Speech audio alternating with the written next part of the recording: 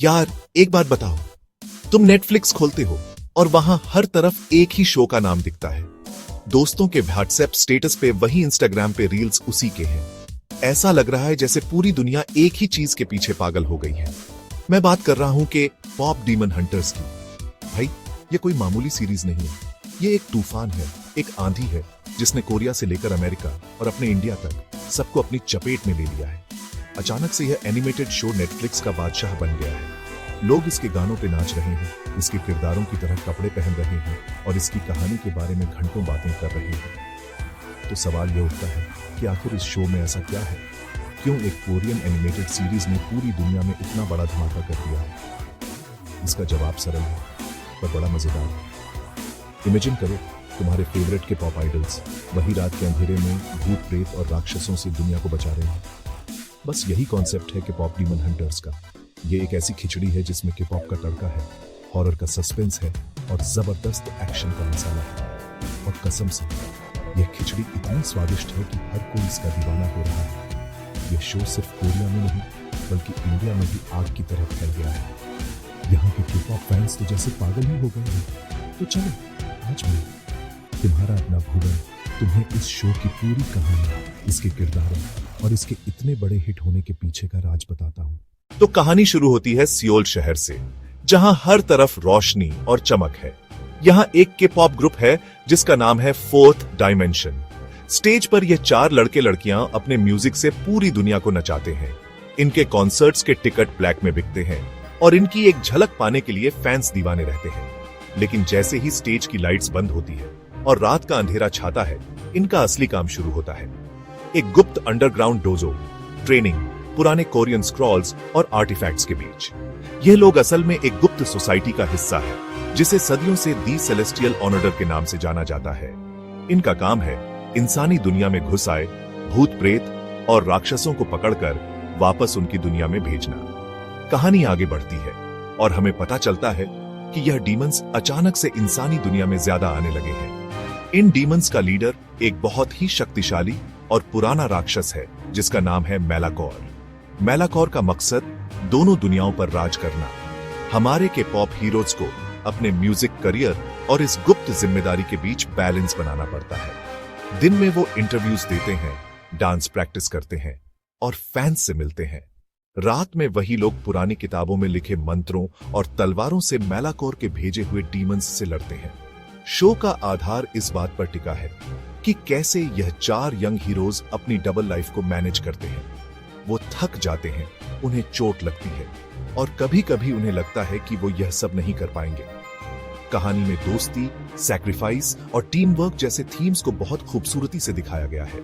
उन्हें यह भी पता चलता है कि उनके के पॉप फेम का उनके डीमन हंटिंग मिशन से एक गहरा कनेक्शन है। उनके म्यूजिक में एक ऐसी शक्ति है जो डीमंस को कमजोर करती है। जैसे जैसे सीजन आगे बढ़ता है, स्टेक्स और भी हाई हो जाते हैं, मेलाकॉर और भी शक्तिशाली होता जाता है और हमारे हीरोज को अपनी हदों से आगे जाना पड़ता है। उन्हें नए एलाइज मिलते हैं और कुछ पुराने दोस्त दुश्मन बन जाते हैं। कहानी में कई ट्विस्ट्स और टर्न्स आते हैं। हर एपिसोड एक नए चैलेंज के साथ आता है। हर लड़ाई के बाद हम किरदारों के बारे में कुछ नया जानते हैं। उनके पर्सनल स्ट्रगल्स, डर और हिम्मत एक साथ पिघलकर एक ऐसी कहानी बनाता है जो सिर्फ एक्शन पैक नहीं बल्कि इमोशनल भी है। ये बस एक शुरुआत है, उनकी असली जर्नी तो अभी बाकी है। अब चलो मिलते हैं इस शो की जान, इसके 4 सुपर कूल किरदारों से। ये लोग सिर्फ स्टेज पर ही रॉक नहीं करते बल्कि असली बैटलफील्ड में भी इनका कोई जवाब नहीं। सबसे पहले है जेहून। ये ग्रुप का लीडर है। वो हैंडसम, चार्मिंग और स्टेज पर सबसे कॉन्फिडेंट दिखने वाला मेंबर है, पर अंदर से वो अपने कंधों पर ग्रुप और मिशन की जिम्मेदारी का बोझ उठाए हुए है। उसकी शक्ति है सेलेस्टियल ब्लेड। उसके पास एक खास तलवार जो उसके गाने से चार्ज होती है। फिर आती है मीना, ग्रुप की मेन रैपर और take genius. Meena super smart और थोड़ी सरकास्टिक है। वो दी सेलेस्टियल ऑनर्डर के पुराने ग्रंथों को डिकोड करती है। उसकी शक्ति है रूनिक ग्लिफ्स। वो हवा में प्राचीन प्रतीक बनाकर सुरक्षा कवच बना सकती है। ग्रुप का तीसरा मेंबर है सोरा, लीड वोकलिस्ट और टीम की हीलर। सोरा की आवाज में जादू है। उसकी शक्ति है सोनिक हार्मनी। उसके गाने से न सिर्फ चोट ठीक हो सकती है बल्कि वो डीमंस को शांत भी कर सकती है। आखिर में है जिनवू, ग्रुप का मेन डांसर और सबसे छोटा। जिन्वू एनर्जी और मस्ती से भरा हुआ है। उसकी शक्ति है फैंटम स्टेप्स। वो इतनी तेजी से मूव कर सकता है कि लगता है जैसे वो टेलीपोर्ट कर रहा है। वो टीम का दिल, दिमाग, आत्मा और मस्ती सब एक साथ मिलकर फोर्थ डायमेंशन को कंप्लीट करते हैं। वो स्टेज पर आइडल्स हैं और रात में हीरोज। दोनों रोल्स उनके लिए जरूरी है। अब हम इन किरदारों के पर्सनल आर्क्स और उनके रिलेशनशिप्स को थोड़ा डीप देखते हैं। तो सीट बेल्ट बांध लो, पॉपकॉर्न तैयार कर लो, क्योंकि हम के-पॉप डीमन हंटर्स की रंगीन और खतरनाक दुनिया में एक रोलर कोस्टर राइड पर जाने वाले हैं। चलो अब थोड़ा और डीप जाते हैं और ग्रुप के दो स्तंभों जेहून और मीना को अच्छे से समझते हैं। जेहून, जैसा कि मैंने बताया, लीडर है, पर लीडर होना सिर्फ एक टाइटल नहीं है, यह एक बोझ है। हर एपिसोड में हम देखते हैं कि वो इस बोझ को कैसे उठाता है। वो ट्रेनिंग रूम में घंटों अकेले प्रैक्टिस करता है, अपनी तलवार को और तेज करने की कोशिश में। उसे हमेशा यह डर लगा रहता है कि उसकी एक गलती उसकी टीम को ले डूबेगी। उसकी सबसे बड़ी लड़ाई बाहर के डीमंस से नहीं, बल्कि अंदर के सेल्फ डाउट से है। जेहून की बैक स्टोरी भी बहुत इंटरेस्टिंग है। उसके परिवार का दी सेलेस्टियल ऑनर्डर से गहरा नाता रहा है। उसके पूर्वज भी डीमन हंटर्स थे। यह प्रेशर उसे कभी कभी तोड़ देता है।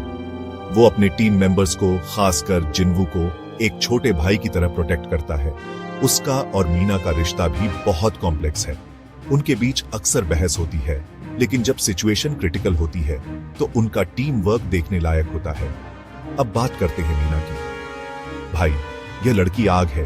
वो किसी से नहीं डरती, न डीमंस से, न म्यूजिक इंडस्ट्री के प्रोड्यूसर्स से।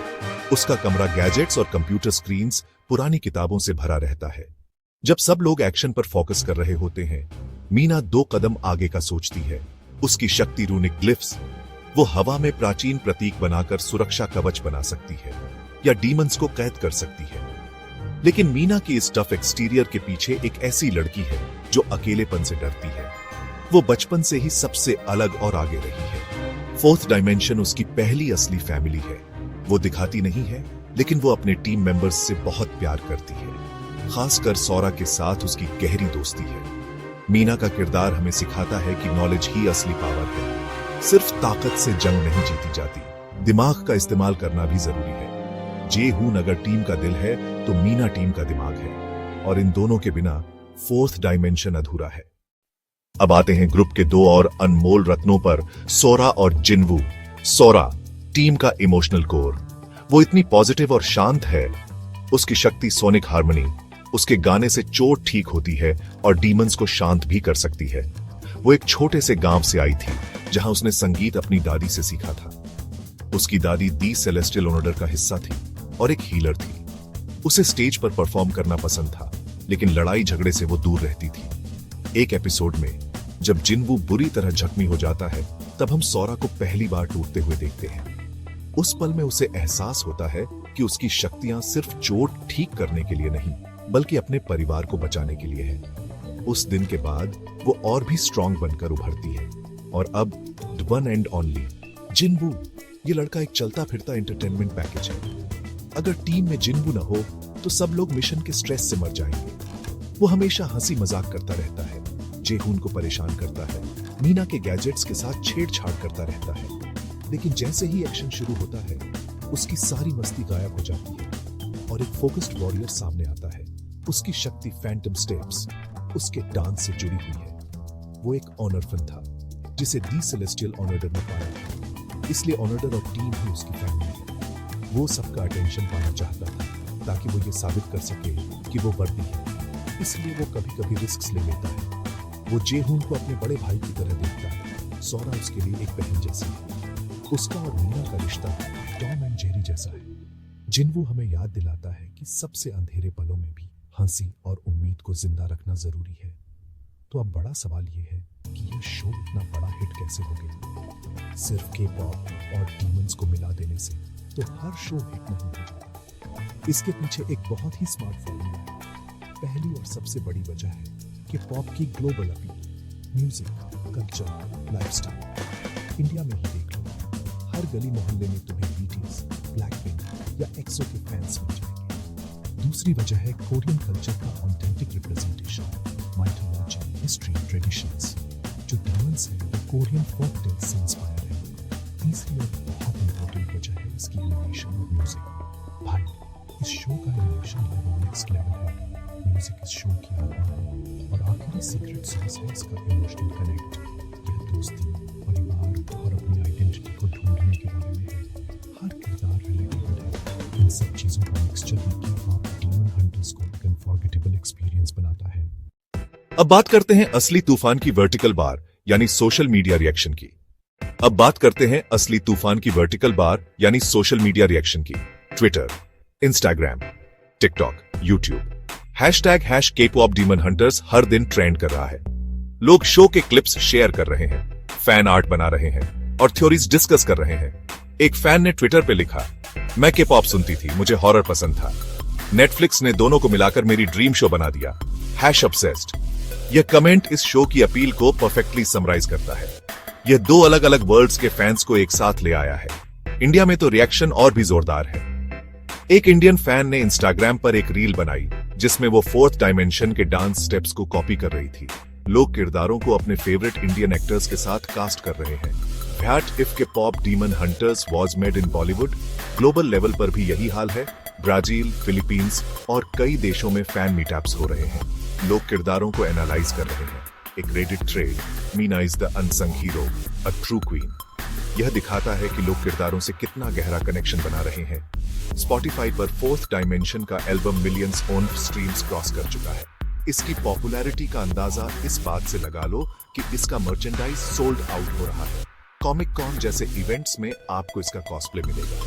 डांस स्टूडियोज में लोग इसके गानों पर कोरियोग्राफी सीख रहे हैं। फैंस अपने अंदर के जेहून, मीना, सोरा, जिन्वू को ढूंढ रहे हैं। टैटूज, म्यूरल्स, फैन गैलरीज, ये इंस्पिरेशन बन गया है। ये आग अभी बुझने वाली नहीं है। तो भाई लोग, पूरी कहानी सुनने के बाद अब आते हैं आखिरी फैसले पर। क्या तुम्हें K-pop डीमन हंटर्स देखना चाहिए? इसका जवाब एक ही है, बिल्कुल। अगर तुमने अभी तक यह शो नहीं देखा, तुम 2025 का सबसे बड़ा पॉप कल्चर इवेंट मिस कर रहे हो। Stage performance, backstage drama, supernatural action. अगर तुम K-pop फैन हो, यह तुम्हारा जन्नत है। अगर तुम एक्शन मूवीज, सुपर हीरोज या सॉलिड कहानी चाहते हो, यह शो तुम्हें डिसअपॉइंट नहीं करेगा। उठाओ अपना फोन या रिमोट, नेटफ्लिक्स खोलो, K-pop डीमन हंटर्स प्ले करो। मैं गारंटी देता हूं तुम रिग्रेट नहीं करोगे। नीचे कमेंट्स में बताना तुम्हारा फेवरेट किरदार कौन है। मैं तुम्हारे कमेंट्स का इंतजार कर रहा हूं। Peace out.